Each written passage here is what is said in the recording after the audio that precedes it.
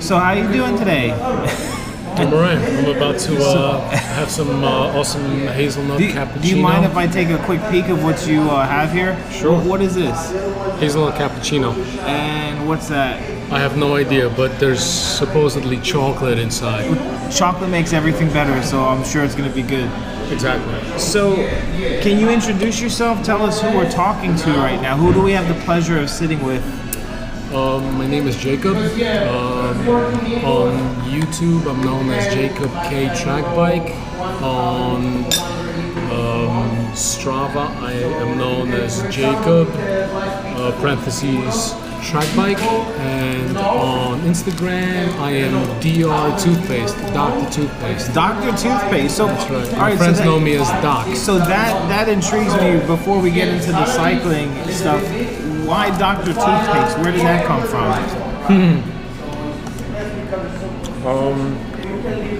It was just one of those things as a child of having an obsession of smearing toothpaste on everything. And the name stuck in my late teens, early 20s when I was a DJ. So you like to stick toothpaste on the things, and the name stuck to you, pun intended. Exactly. And in, like I said, in my late teens, early 20s when I was a DJ, toothpaste was my DJ name. So with the other names for YouTube and for Instagram and Strava, the K-Track, is that, I'm assuming the K must be the first initial in your last name? Yeah. Okay. And then the track bike, obviously, because you ride a track bike, you're not a roadie. Yes.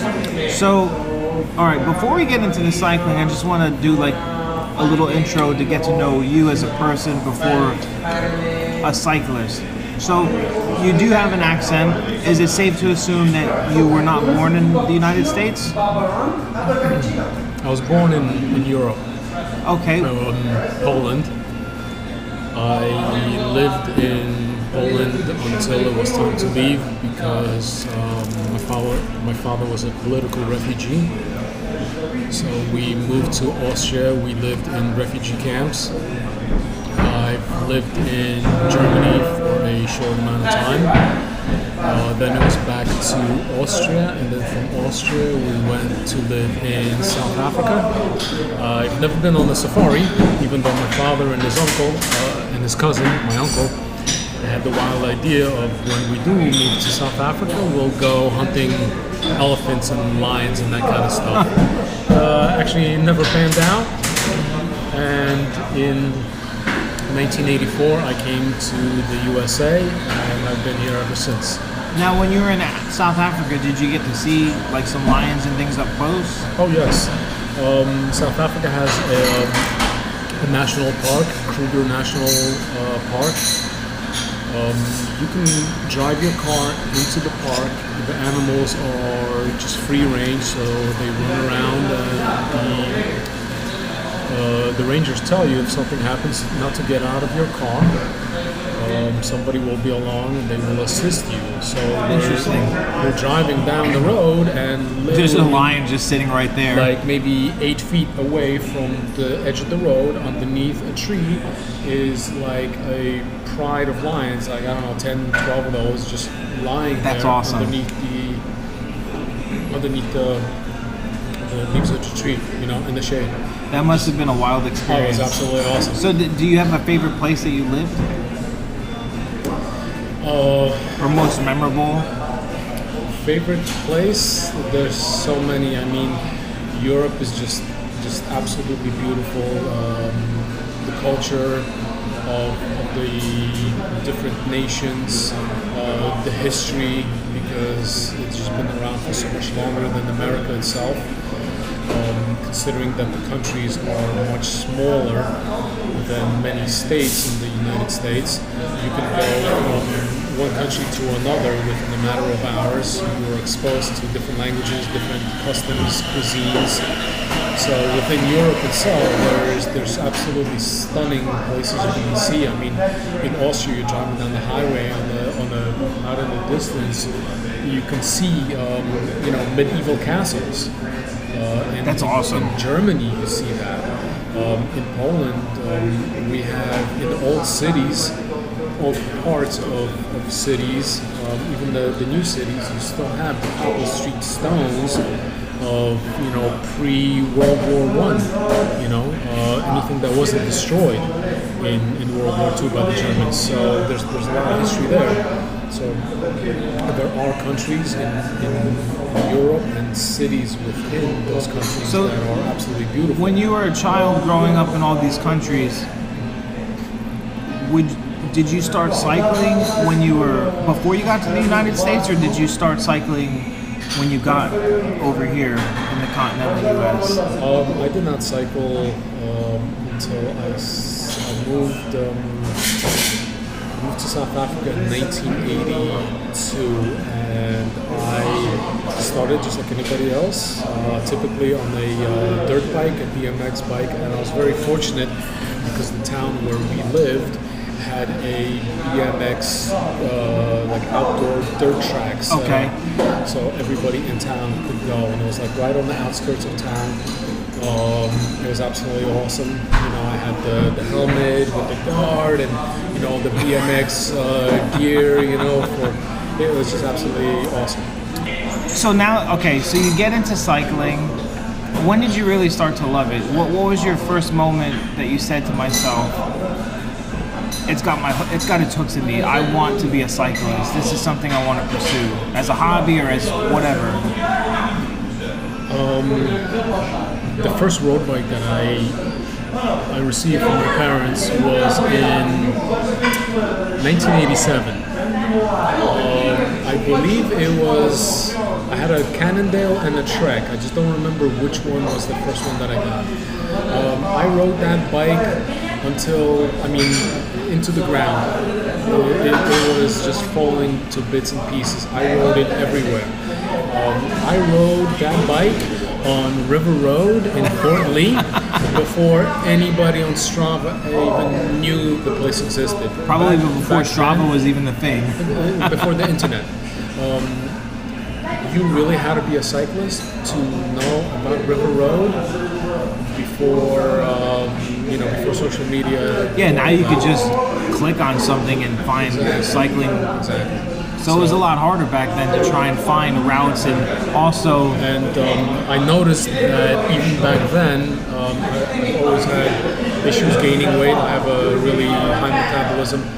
So even back then, I noticed that I was pretty good at climbing hills. So it was just something to see how far I could push myself, because I didn't really ride with anybody. I didn't have a club. There were no kids. You didn't have clipless pedals and shoes. It was, toe straps or cages to that effect. Okay.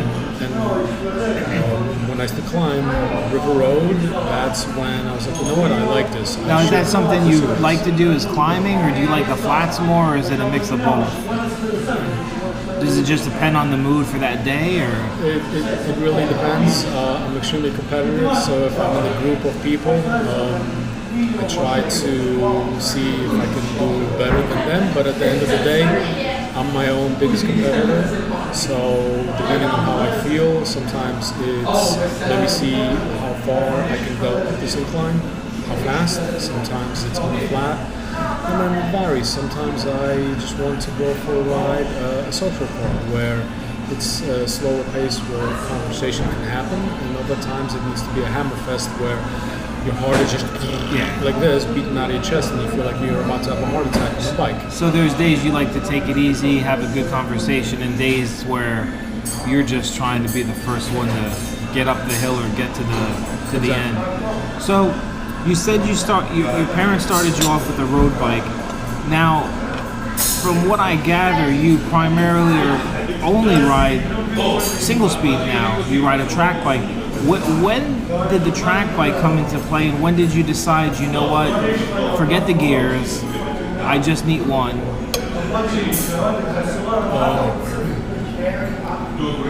I broke my foot about 12 years ago.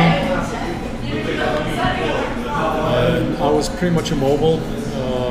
I sat at home, started drinking a lot of alcohol. smoking about 2 packs of cigarettes a day, just watching TV, wasting my life away. My diet wasn't all that great. I gained a whole bunch of weight.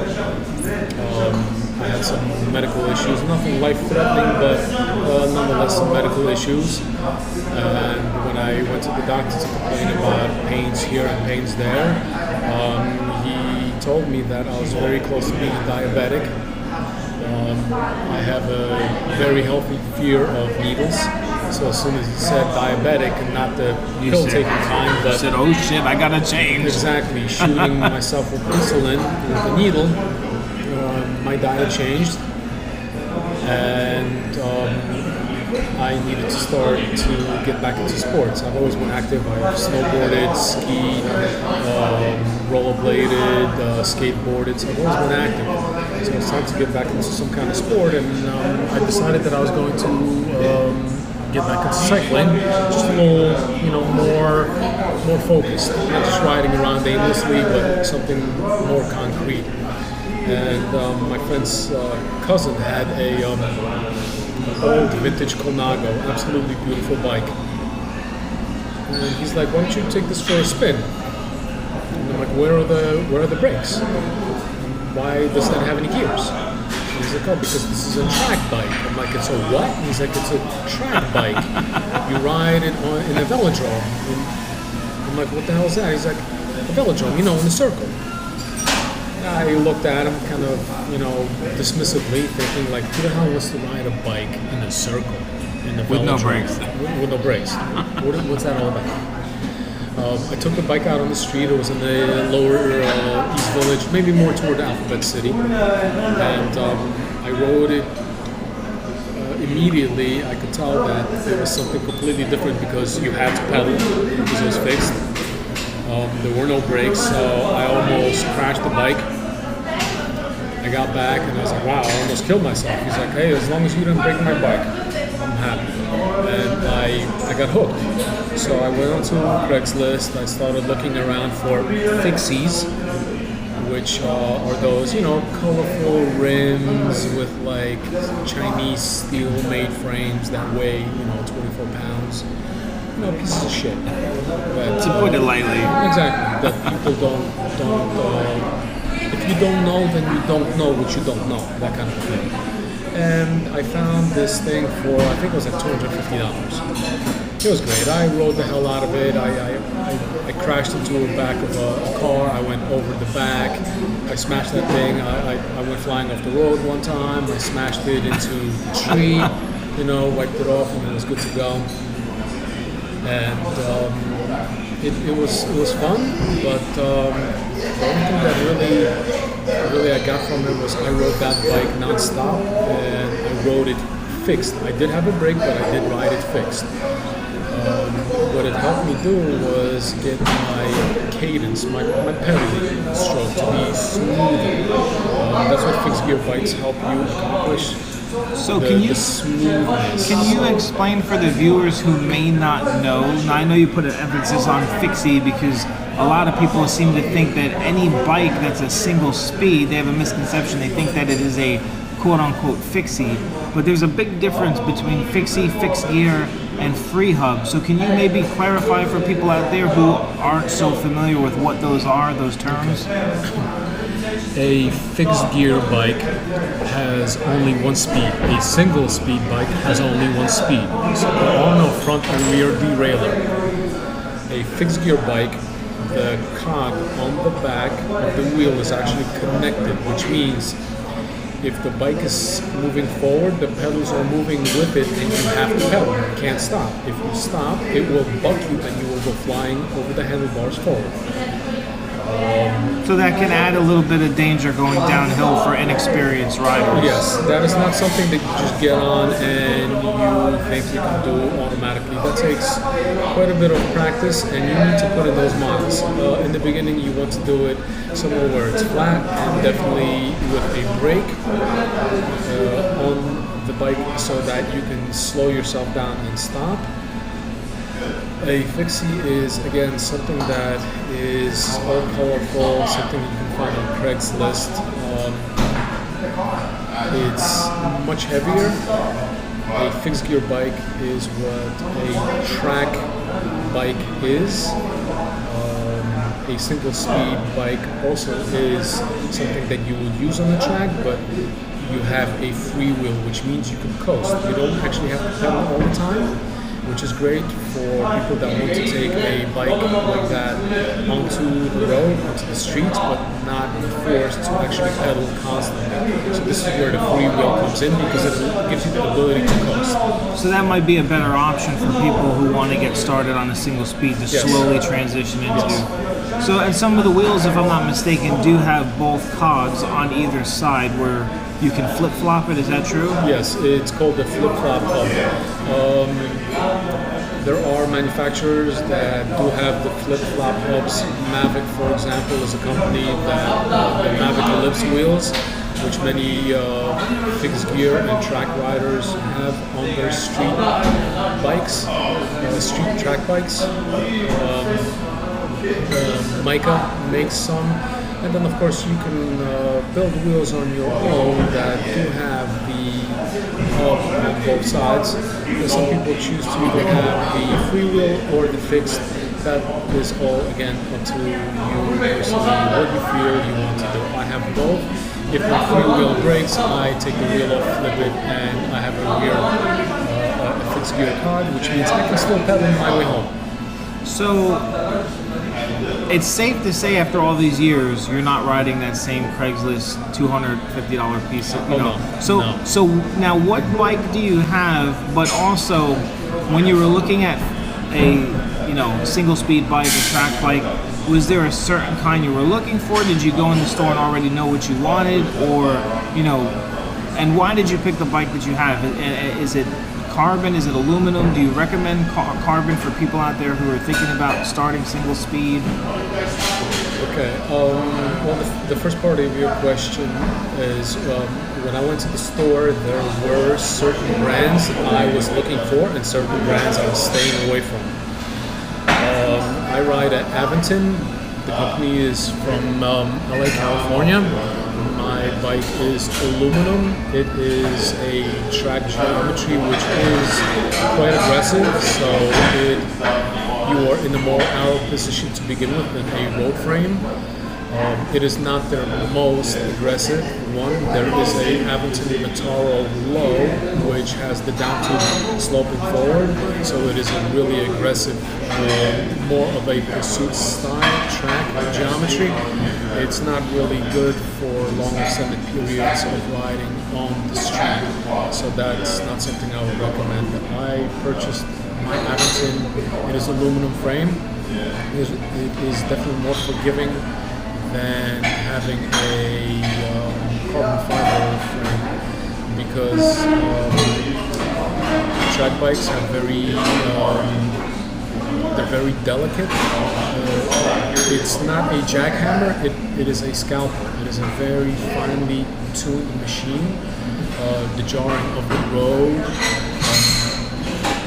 plays a lot where the tolerances, the bike starts to soften,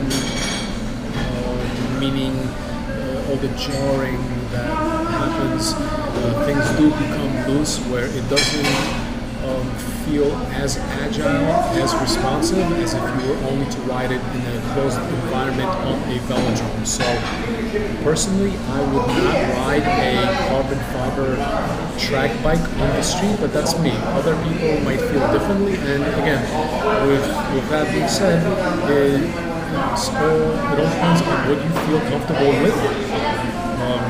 If you have that kind of money where you can drop $5,000 on a look,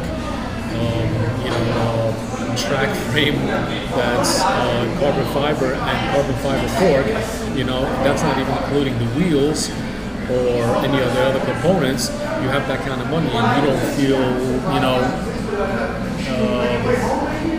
you don't feel any apprehension of what might happen on the street, then all the more power to you. Me personally, I would not do that. The frames that I did look at, companies that I am looking for going forward, are companies that have a history, a heritage. For example, Italians, they know how to make bikes. They have been making bikes for a long, long time. Okay? Quality. So, for example, Bianchi, Colnago, De Rosa, Cinelli. Cinelli actually had a partnership with MASH SF, San Francisco. It was a bike shop. They have a couple of frames that are still around. The partnership has been dissolved as of 2017. They are called Cinelli MASH Parallax Histogram and Cinelli MASH Bolt, which I would recommend any of those because they're Columbus steel, so the tubing is, because it's steel, it can be much thinner than aluminum, and it's actually much more reliable. And believe it or not, it's also weighs considerably less than the aluminum. Interesting. I would think that the steel would weigh more. No, because the aluminum, the walls have to be a little bit thicker. Because it's softer by nature? Exactly. Okay. Because it's softer. So Cinelli, then for Cinelli themselves, they make a Columbus steel frame. It's called the Vigorelli, which was named after the famous velodrome that was just reopened, I believe, last year in Italy, Milan. So it was named after that. That's where Cinelli made their name when it came to track bikes. Really beautiful bikes. I mean, it all depends on your budget. It depends on the kind of bike you want, whether it's a velodrome, whether you are going to be racing crits on the street, or whether you're going to be, a bike messenger, or I am part of CNJ, and I ride my single speed bike with the gearing specifically set up so I can ride with roadless. Okay, so that was one of the questions I was going to ask was if you're part of a club, which now we know you are, you're part of BTCNJ, which is the Bicycle Touring Club of New Jersey. Yes. Now, would you recommend, like just in a short answer, like real, would you recommend to the viewers who might be new to cycling, who are not sure if they should be riding alone? Do you think that maybe being part of a club would be good? Are there different level rides for noobs to kind of get their bearings and learn road safety and etiquette? What would you recommend? Club riding is good in every sense of the word, because it doesn't matter how good you are or how good you think you are. Most likely you're lying to yourself, and we've all done that. I've lied to myself as well. I thought I was an awesome cyclist, and when I started riding with people that were just leaps and bounds better than me, I had a rude awakening that I was not the shit. So you most likely are not the shit either. A club will benefit you because there will be people there with more experience than you. So if you are willing to learn and you are open to being taught, there will be people that will help you with group riding so you become more comfortable riding closer to people, riding a little faster, closer to people. You will learn. So these are all things you'll learn within a cycling club. Yes. So they will teach you some safety, some things, how to ride safely, not only on the road, but within a group and in close proximity with other riders. Exactly. For example, BTCNJ, this is something that this club is really good.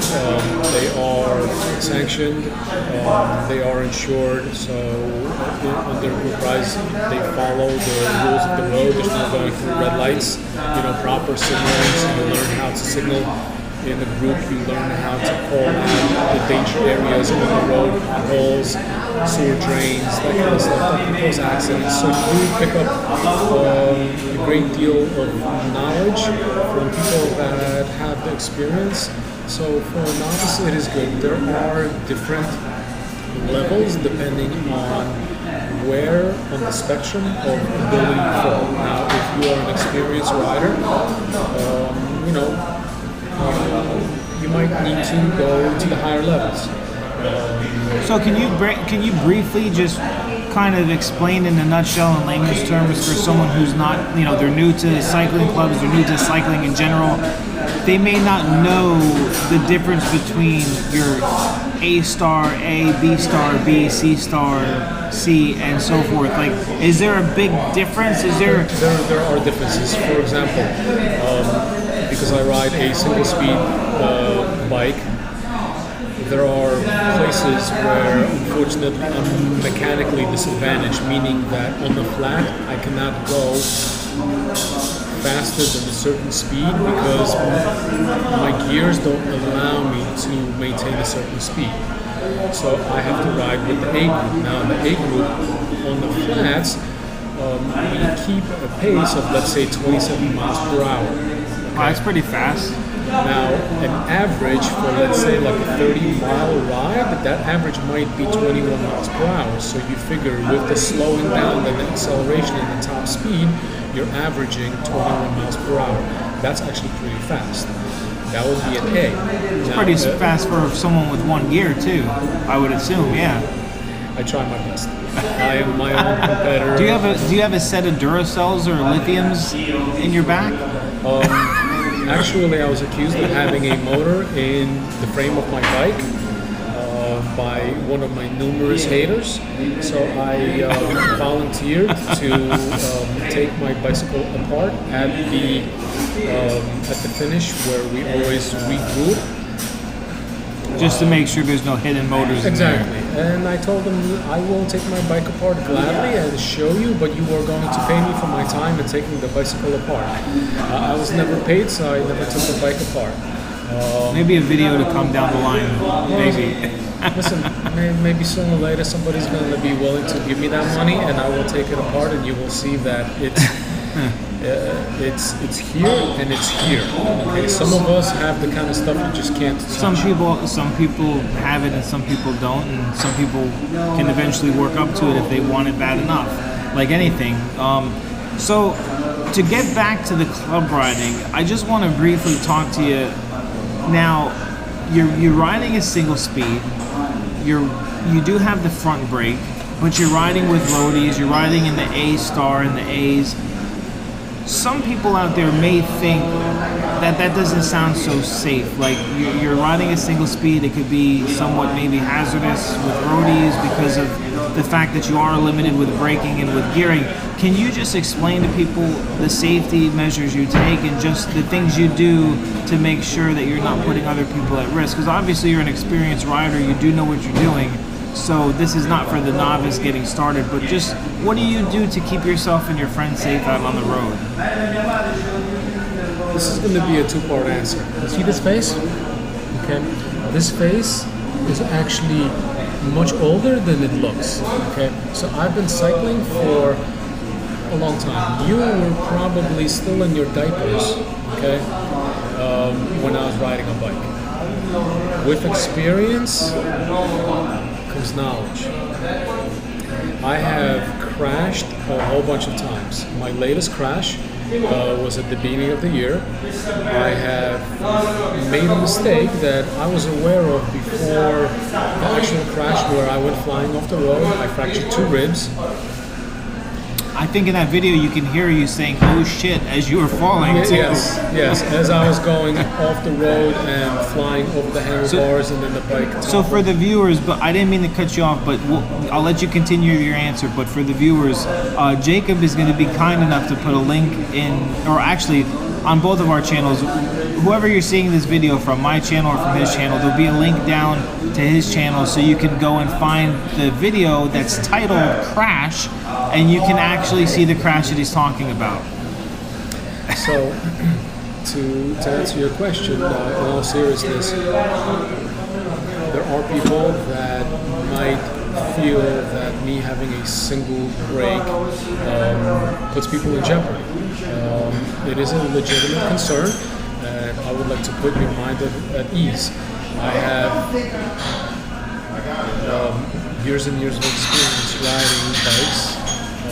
I have, on my single speed, since I've started using Strava, I have almost 10,000 miles under my belt on this since I started using Strava. It's more like 17,000 to 18,000 miles just on a single speed with a single brake. So I do have the experience. I I am very conscious that some people feel that I might not be as safe as them.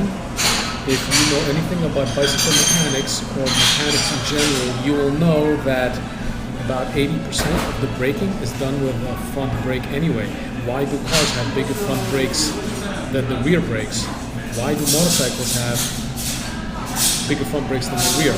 Because, again, most of your braking in a car, motorcycle, or on a bike is done with the front brake, not the rear.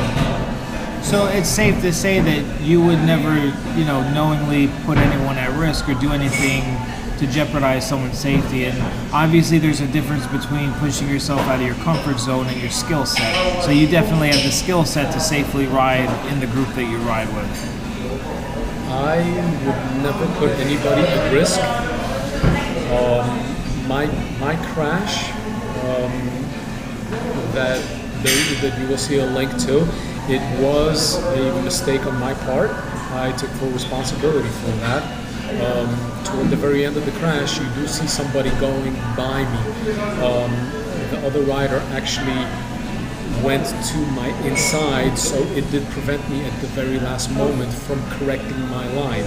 So technically, I could say that, if anything, I went off the road to make sure that I don't have somebody else crash. So I took one for the team. So you jeopardized your ribs. I jeopardized my own safety to make sure that somebody else did not get hurt. I have never caused an accident. God forbid I will not. And I don't plan to. I mean, you can never say never.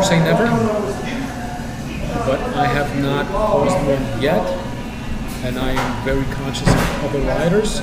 I do take risks and I push beyond my comfort zone, but I do not push above my skill level. There is a key difference there, and it's something that I wish that more people would take into account. I can lie to you, I can lie to anybody, okay? But when you can't lie to yourself. When you stand in front of the mirror and you look yourself in the mirror, there's no lying. You can't get away from the truth. So you have to know what you're capable of. And as long as you are truthful to yourself about your own capabilities and you're willing to learn, there will be somebody there that will help you. So, as far as the safety goes, are there other things you use on your bike, or you do? You mentioned Strava too. I guess this is a multi-part question, but as far as gadgets, do you use Strava? What do you use Strava for? Is it to track mileage, KOMs?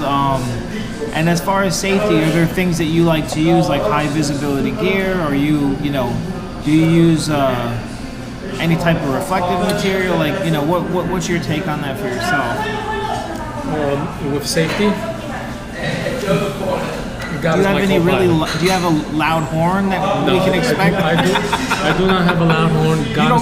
God is my co-pilot. And now you're asking yourself probably right now, well, if God was his co-pilot, why did he go flying off the road and have a crash and fracture 2 ribs? Because God, as a co-pilot, he was sleeping in the back.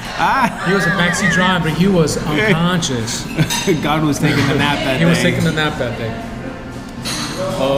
Safety-wise, honestly, my way of thinking is, if it's my time to go, it doesn't matter what kind of safety procedures or safety things I have. I am perfectly content with my mortality. So if it's time for me to go, I'm going to go with a big smile on my face, because when you see me cycle, I have a grin from here to here. But you wouldn't. But being that being said, you wouldn't take any unnecessary risks for no reason. No, I don't take unnecessary risks, and I don't push past my skill level. I push outside of my comfort level so that I can grow while I'm building and fine-tuning my skill set. So you're a safe rider with safe riding habits and conscious about safety, but you don't necessarily believe in wearing a lot of high visibility gear and crazy lights and horns and reflectors? No, I don't. Do you look down on anybody for using those? Like, do you ever look at someone and say, absolutely not. Look at the guy with the crazy jacket? No. To each his own, because you know what? The things that are acceptable to you might not be acceptable to me, and vice versa. At the end of the day, who am I to judge you? when you put on my shoes and walk a mile in my shoes, then you're gonna understand my point of view, and I'm pretty sure then you won't be judging me. So until I walk even a couple of steps in your shoes, I'm not going to be like, oh, look at that guy with the annoying horn. Yes, Chris, your horn is the most annoying thing ever. But you've never and heard if you it ever in bring person. it with us, I will choke you. I'm gonna sneak it in. Okay, I'm gonna sneak it in my back pocket. No, I will choke you if you bring it with us. But no, I don't downplay other people's safety because it's important. Yeah, because I mean, just like so the viewers don't really, know. We went on a few rides and I was decked out in, things that Jacob may not use, like, mud guards and things like that. But I will say, if there's one way to beat this guy or at least get an advantage against him if you're a slower rider, just take him on a real muddy, wet ride and bring your mud guards, and you can fly through the puddles as he's just trying not to get soaked. So, to get back on track. First off, how's that cappuccino? Is it good? How would you rate it? 4 stars, 5 star, no stars? I've noticed ever since I became more of an avid cyclist, cycling and coffee are like peanut butter and jelly, white and rice. Any other combinations you can possibly think of. Coffee and cycling goes together. My cappuccino is actually pretty good. All right. I've had better, but I cannot complain about this one. I'm enjoying it. To get back on track with the Strava. I like Strava, I do. And I hate Strava. Because to track my progress, it's great. I get to see what I did last week. I get to see what I did last month. I get to see what I did last year. So from that point, I can track myself because I'm using the same device. I'm using a Garmin. There's no change in deviation. So the result that I had last week is pretty much going to be the same because I'm using the same device. I mean, the results meaning like I might go faster, my elevation might be higher because I've chosen a different route. But the device is the same. When it comes to judging yourself against others, depending on what device they use, that's where the deviation comes in. And I've noticed that when people start to take Strava a little too seriously, and I have been a victim of that as well, myself, when you compete against other people, it gets really, really destructive to the goals that you have set for yourself. So instead of focusing on the things that you should be focusing on. So you think, is it safe to say, like maybe you might think that sometimes applications like Strava or anything where you're seeing other people's results sometimes could bring out an unhealthy type of competitiveness in some people, or so instead of focusing on like oneself, sometimes people could get wrapped up in I have to maybe be faster than that guy, or why am I not going as many miles, or sometimes so it's probably good to just really do for yourself or not. It does bring out competition, which competition is good because it forces you in a way to step up your own game, if that's what you're into. But the flip side of that is, again, I have fallen into this trap myself. It can really start playing mind games on you, and you take it above and beyond to places where it's not a good result. It's not a good thing.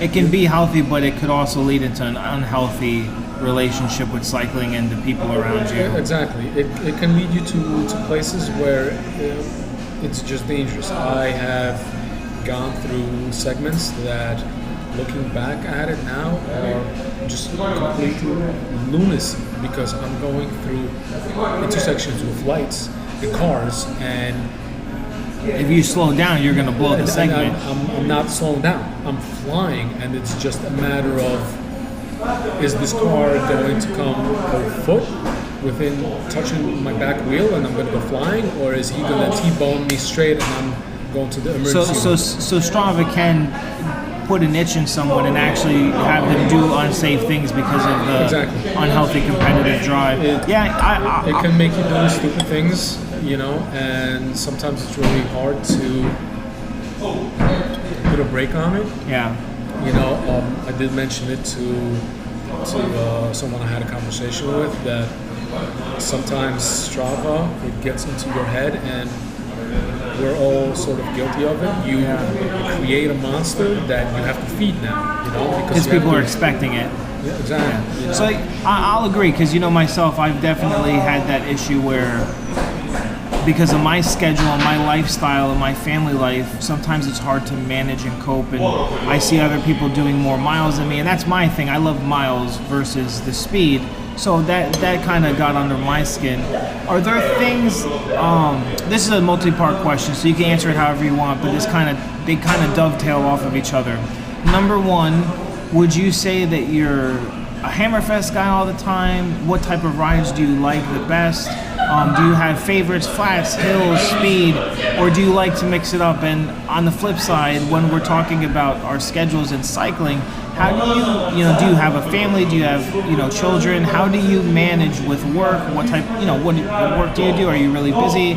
How do you find time to manage your relationship with family and cycling in a healthy way? And, with the type of cycling that I do, Wednesday night I ride with Bicycle Touring Club of New Jersey. I am actually a co-leader for the A group. It is my once a week Hammerfest. We get on the bikes and it's just non-stop. Your heart's pounding like this. You feel like you're gonna fall off the bike. You're almost on the verge of blacking out. So this is not a conversational pace. It is not a conversational pace. It is a pace where you're going at such speeds on a bike that you have to intently focus on what you're doing. There's no time to second guess. You have to really be on your A game. Okay, you're not thinking about an argument you had with your significant other. You're not thinking about something that happened at work. You're focusing on the guy in front of you and making sure that you are not the cause of an accident or that you don't become part of a pileup. So that's that. Those are my Wednesday night Hammerfests. I think it's very detrimental to just focus on one particular thing. So I do have groups that I ride with. From New York City, shout out to Uptown Riders. Hey, my boys, they were really awesome. They took me in last year.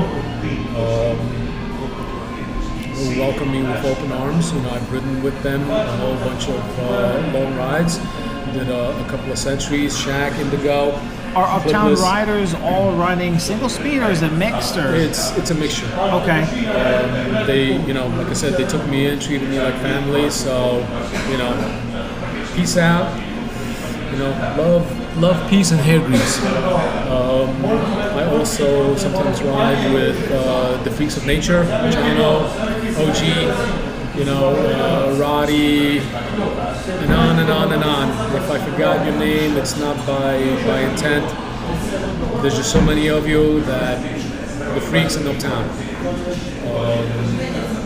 These again are different rides. I go into the city and we mash in traffic through red lights. There are rules that are being broken. I don't oppose and I don't condone. I can only speak for myself that yes, I do take risks, but I'm also developing my bike handling skills because you have to really be on point. Cabs coming here, people walking between the cars. Yeah, just walking out. New York City traffic is not for the novice who's not comfortable in It is not traffic. for the novice. Please do not watch YouTube videos and think that yes, you're going to go to New York City and mash with us big boys because Yeah, if you're not comfortable on your suburban streets, don't come to the city. Do not lie to yourself. Please do not hurt yourself. Okay, you might die. This takes time.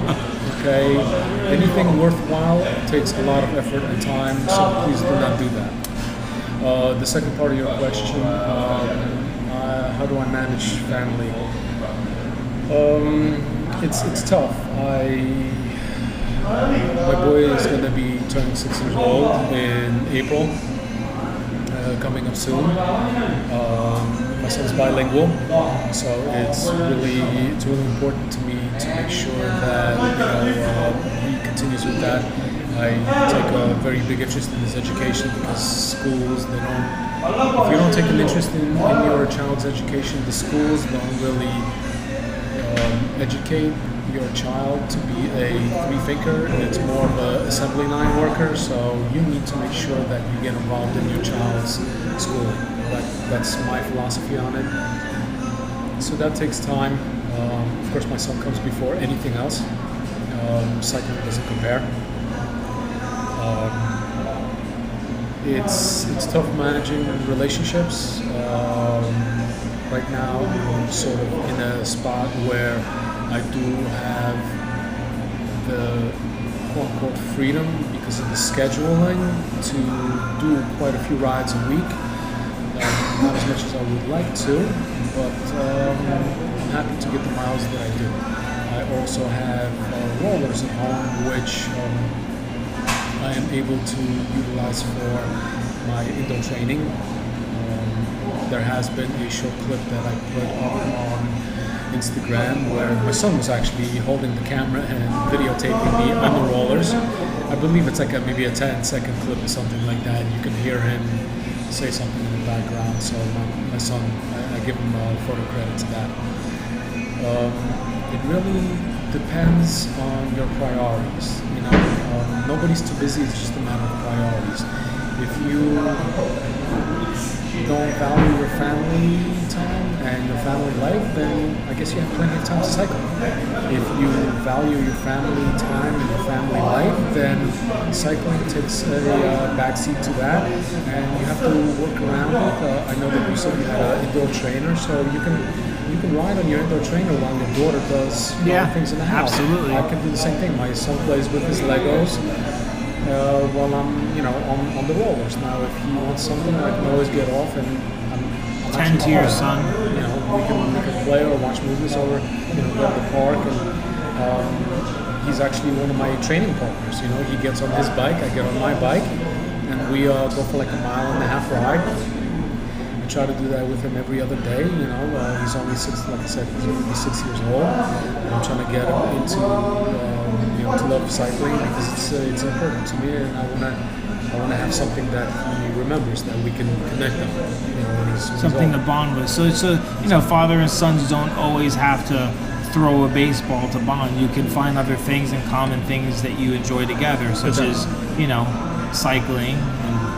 That's great. I think that's, definitely a respectable thing for people to see, like a father, really spending time. And it sounds like it's I know for myself too, from experience, it's a very delicate balancing act to try and have a healthy balance between all of them. Now, speaking of healthy and speaking of balance, especially since I see you eating this delicious chocolate dessert that looks amazing, can you tell the viewers, is this something that you promote on a daily basis for cycling nutrition? Or, what's your overall nutritional, cycling advice, or what works for you? What do you do both to prep for a ride, to stay in physical fitness level that you're at, and also maybe on longer rides? What type of things do you bring with you to prepare it? Do you do juices? Do you... I think the Latin phrase, know thyself, is key. If you know what kind of cyclist you want to be, you have to know what kind of cyclist you want to be in order to be able to plan accordingly. So if you want to race in crits, whether it's on a road bike or a fixed gear bike or in a velodrome, you have to plan accordingly for that. You have to train specifically for that. That being said, I know the kind of cyclist that I want to be, and I train specifically for that.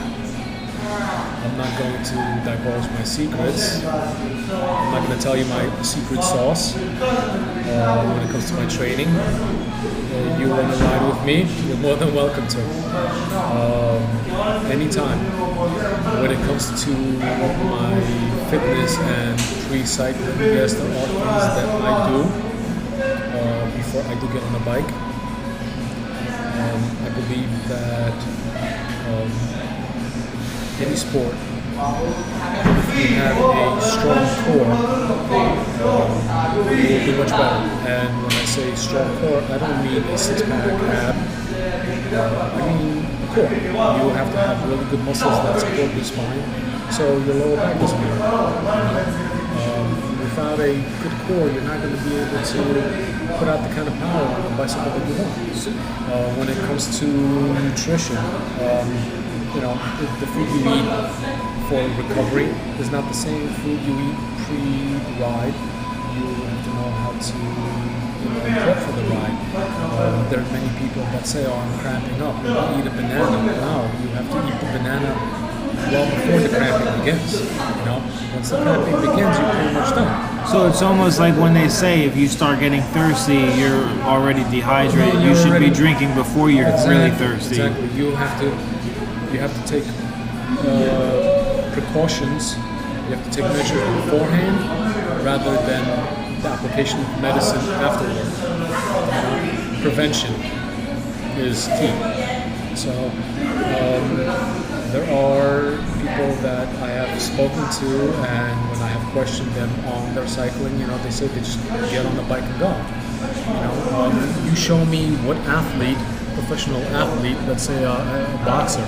The boxer's not just going to show up to the ring and start fighting. No, they have a warm-up. They have a certain procedure that they go through. This is something that you, as an athlete, need to understand. Are you talking in terms of maybe like stretching and stuff prior to getting on the bike, or like just everything in general, the nutrition, any sport starts here. If you do not have the mindset, if you are not prepared mentally, then you are not prepared. This is what separates a good cyclist from an absolute savage. The people that are mentally prepared and they take the steps that they need to be physically prepared are the ones that dominate in any sport. Whether it's boxing, martial arts, skateboarding, snowboarding, cycling, surfing, it's mental preparation. If you do not have the mindset, you will never win. You will not be the best that you can be. That means you have to know what it is that you want to accomplish. So when you know what you want to accomplish, then you can break down the steps to get there. Is your nutrition on point? Most likely it's not, because you don't know where you want to go. It takes time to kind of learn those things too, exactly. I assume. And again, the reason why we have 2 ears and 1 mouth is so we do twice the listening and way less talking. So if you prescribe or subscribe to that kind of thinking, when somebody that's smarter than you, and there will be people that are smarter than you, when they speak, you listen, take mental notes. You go onto Google, you research to see whether they are full of it or whether they're actually spewing knowledge. You learn, you put this into your arsenal, and you grow. You constantly hone.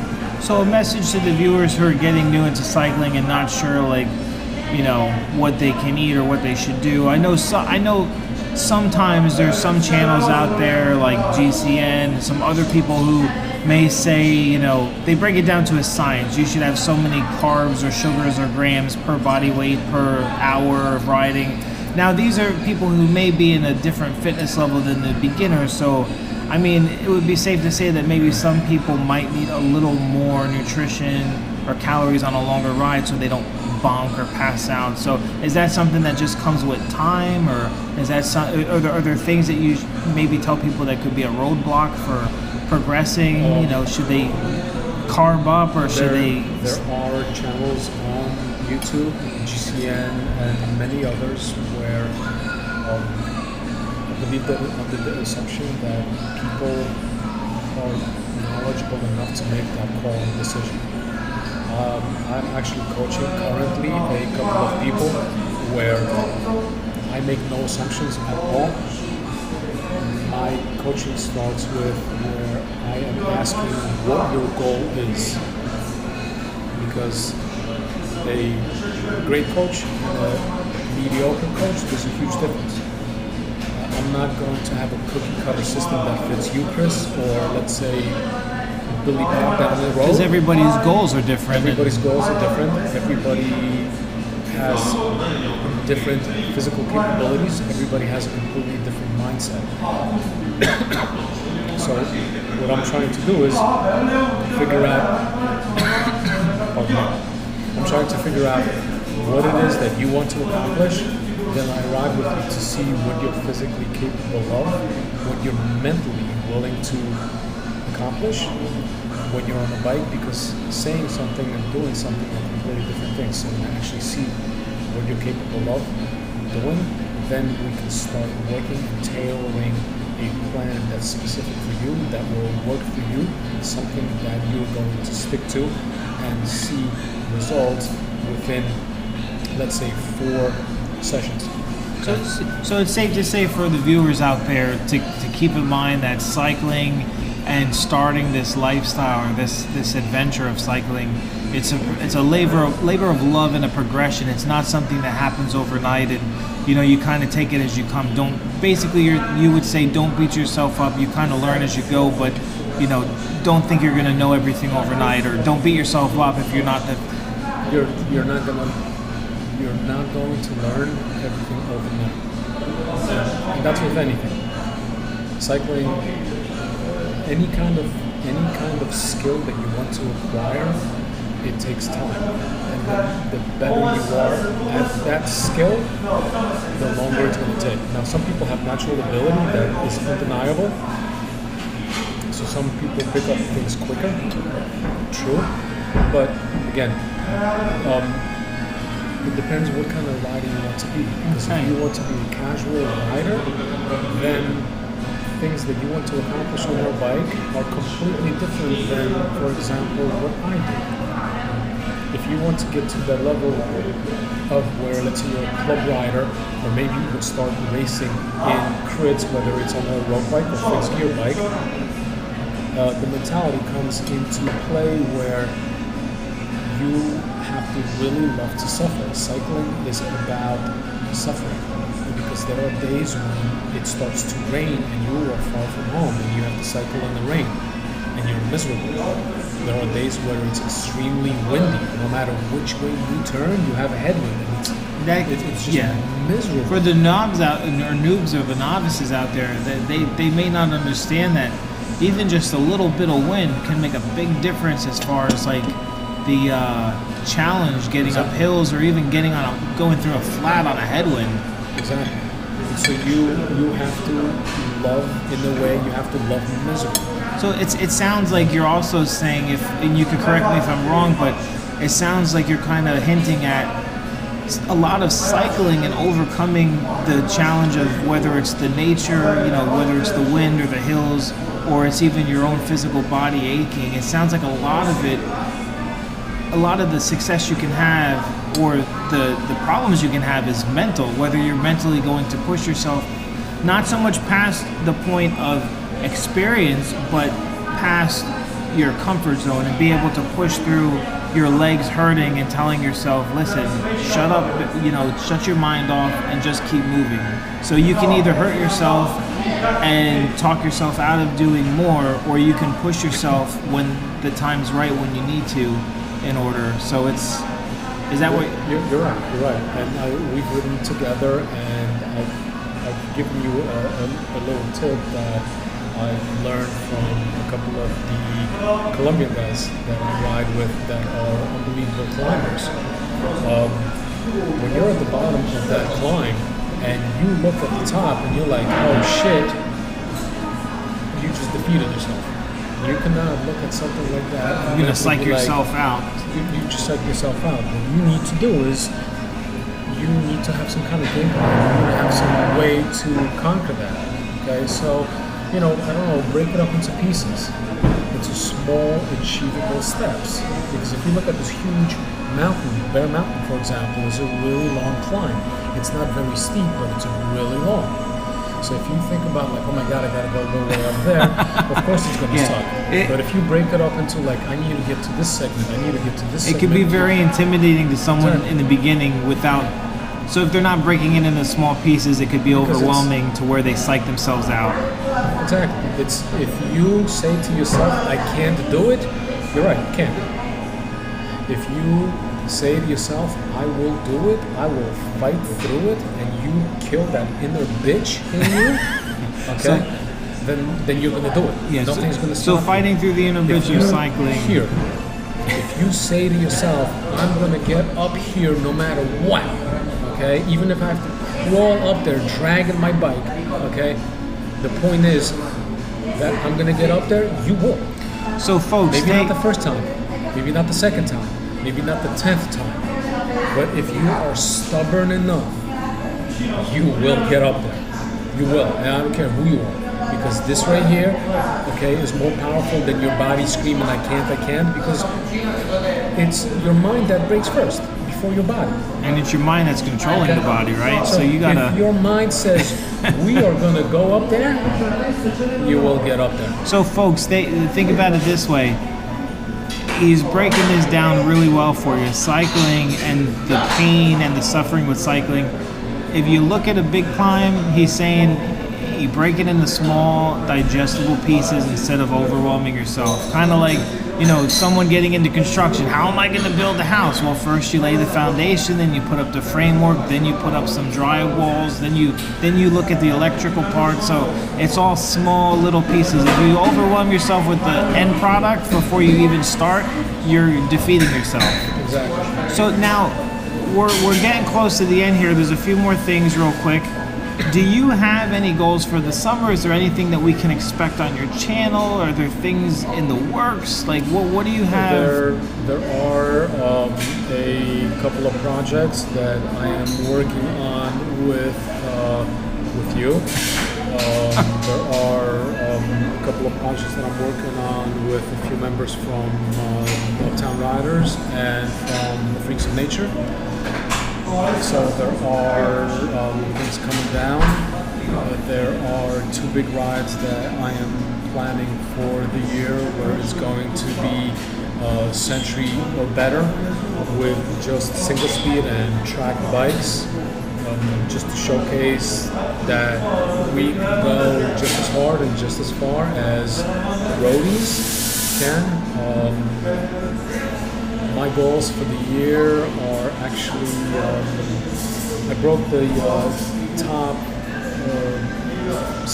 my top speed. I was doing, I believe, 44 miles or 45 miles per hour downhill, and this year I already broke that, and I was able to get my bike all the way up to 52 miles per hour downhill. Now, granted, on a road bike with gears, that's not really a big feat, but for a single speed, to be able that's pretty fast, yeah. To maintain that, to get that kind of speed into the hill, to be able to carry and accelerate, that's quite a bit. Well, I think for the viewers who have watched this whole interview, and now they know like what types of rides you go on. You go on the A's, you go on the A-Stars, and you're riding a single speed. I think it's safe to say that a lot of people out there are going to give you a lot of credit, just to see that you really are a fit cyclist, and you're definitely not some schmo that doesn't know what he's doing. I mean, it takes a tremendous amount of fitness and endurance to be able to ride a single speed for those types of speeds and those long rides and those big climbs. So my hat's off to you. I know a lot of people out there, and you guys may not know it, but I've ridden with Jacob a few times. We've hung out, and I definitely feel like this is the beginning of a good friendship, and I look up to the guy, and I'll tell you what, you're doing great, man. Like and he's such a humble guy. You come at him the right way. You come at him, in a very friendly, non-threatening way. Just, hey, how you doing? He's so like humble and willing to share and just have a good time. So his company's definitely welcome. Now, I know sometimes you've taken on some heat from other people. Do you have any message for your haters out there that might be watching, or anybody who? I do. Listen, if you hate me now, I got so much more coming down the pike that you're gonna hate me for. The only thing I can say is eat a dick up. Eat a dick Because there's up. more coming. You're gonna bring the Hurt Locker. Huh? You're gonna hate me even more. All right. But you know what? Thanks for the publicity and for the motivation. And eat a dick up. Yeah, I think I think we got some good things coming. So the interview went really well. I think is there anything that you personally want to throw out there that maybe we didn't talk about or you wanted to just say? Yes. If you can take anything away from this, is cycling. Don't try to compete against somebody. Okay. First, learn yourself. Learn your hobby. Learn your passion. Be the best that you can be. Okay? Do whatever it is that you need to do within the amount of time that you can spare. Focus. Okay? Be the best that you can be. And if that leads you into crit racing, road racing, racing in the velodrome, okay, fixed gear, single speed, road bikes, mountain bikes, dirt bikes, CX, whatever your passion is, be the best you can be. Fuck what this guy's doing, fuck what that guy's doing. Focus on you. Everybody has to ride their own ride. What you're doing. Don't get wrapped up in silliness. Enjoy. Enjoy, because life is too short. Tomorrow you could be going down the street, bus hits you, you're done. Enjoy. Focus on you. That's it. All right. Well, I want to thank you for your time and for hanging out with us. And Thank you. You know, you're welcome. Thank you.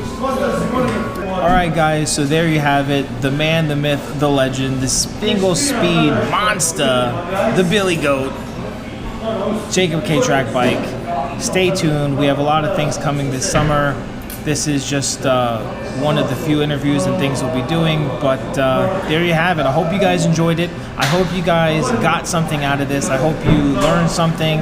I hope maybe this inspired you and got that passion for cycling fired up even more. Anyway, thanks for watching. Share, subscribe, like down below. I'm leaving a link for Jacob's channel in my description. I will leave a link in the description also for that crash ride that we were talking about. And yeah, thanks for checking us out, and we'll see you pretty soon. Take care, guys.